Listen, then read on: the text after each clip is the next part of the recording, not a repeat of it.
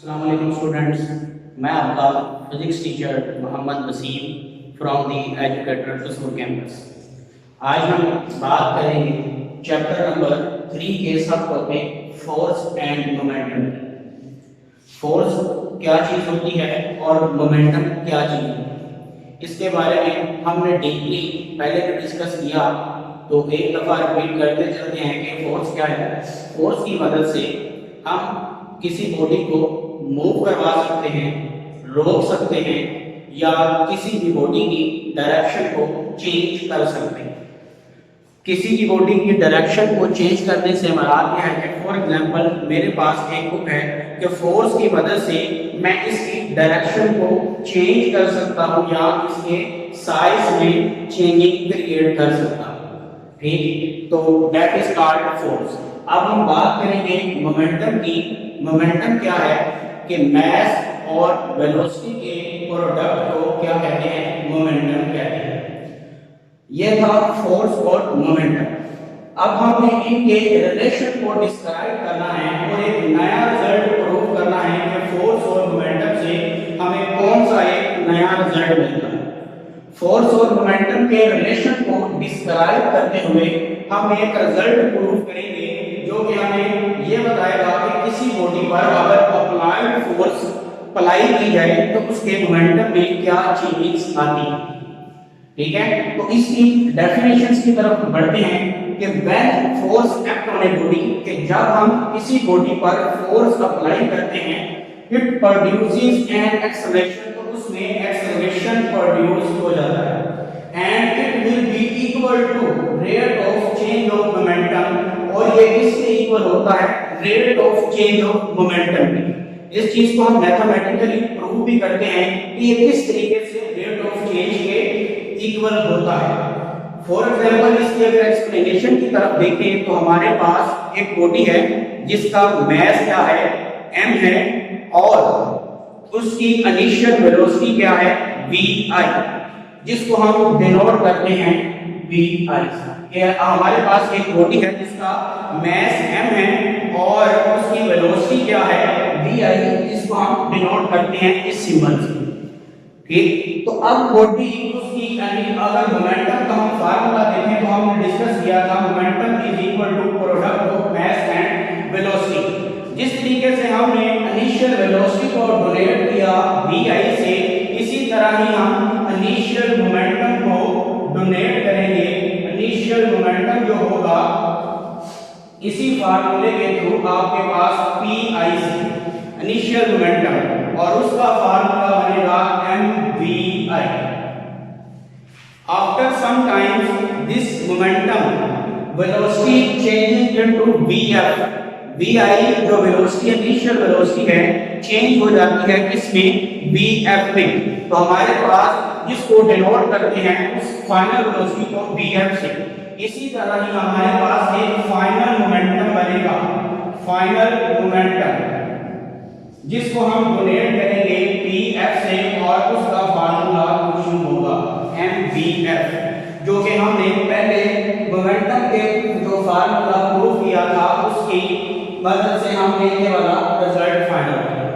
अब हमने इनका डिफरेंस देखना है या टोटल मोमेंटम अगर हम निकालना चाहते हैं तो वो क्या आएगा, टोटल मोमेंटम। तो टोटल मोमेंटम क्या आएगा, final momentum minus initial momentum, final momentum minus initial momentum. अब हम फाइनल मोमेंटम की जो वैल्यू थी वो हमारे पास क्या थी, mvf, और इनिशियल मोमेंटम की वैल्यू क्या है, mvi, और टोटल मोमेंटम ज्यादा में से कम को माइनस करते हैं pf minus pi, that is equal to mvf minus mvi। अब यहाँ पर हम मास को क्या ले सकते हैं, कॉमन ले सकते हैं। हमारे पास जो कॉमन चीज है वो क्या है, m, pf माइनस vi, और ये as it is pf minus pi। अब ये हमारे पास आ गया vf माइनस vi। अब हमने डेफिनेशन में वर्ड यूज किया था रेट का, कि that it will be equal to rate of change of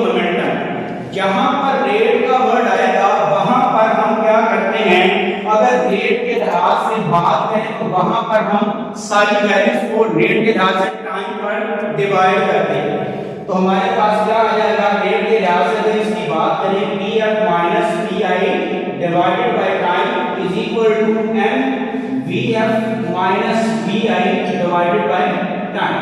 ये हमने बात कर ली इसकी रेट की, बात कर ली कि मोमेंटम की रेट में वैल्यूज क्या होगी, रेट मतलब उसको टाइम पे डिवाइड कर दिया।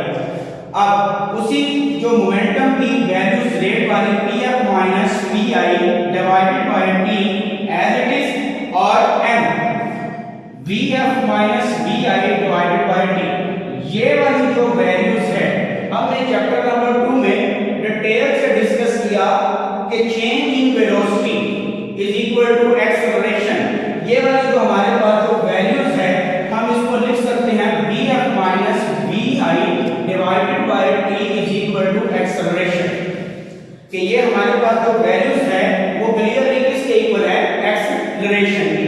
अब हम अगर मैं इसको इस वाली इक्वेशन में ऐड करूं तो हमारे पास वैल्यू आ जाएगी कुछ इस तरीके से ma, एक्सेलरेशन की वैल्यू आ गई इज इक्वल टू ma। अब हमने इसी चैप्टर में जो last topic Newton third law को डिस्कस किया, जिससे हमें इस चीज का पता चला कि हमने फोर्स को किसके इक्वल प्रूव किया था, force is equal to ma, force is equal to ma। अगर मैं इस इक्वेशन को a का नाम दूं तो मैं अगर फोर्स की वैल्यूज पे सब्स्टिट्यूट करूं तो मेरे पास कुछ फाइनल रिजल्ट कुछ इस तरीके से आएगा pf minus pi divided by t is equal to f आ गया। तो यही मेरे पास एक फाइनल रिजल्ट था। दिस रिजल्ट शो दैट कि when a force act on a body it produces an acceleration and it will be equal to rate of change of momentum। यही एक फाइनल रिजल्ट प्रूव करना था, जिससे हमें इसका पता चलना था कि अगर किसी बॉडी पर कोई फोर्स लगाई जाए तो फिर उसमें एक्सेलरेशन प्रोड्यूस होता है, और वो एक्सेलरेशन किस चीज पर होता है, rate of change of momentum के। शुक्रिया डियर स्टूडेंट्स, उम्मीद है कि आपको लेक्चर अच्छा लगा होगा। इसके मुताबिक मजीद कमेंट्स आप सेक्शन में पूछ सकते हैं। अल्लाह आप सबका अभिनंदन। अल्लाह।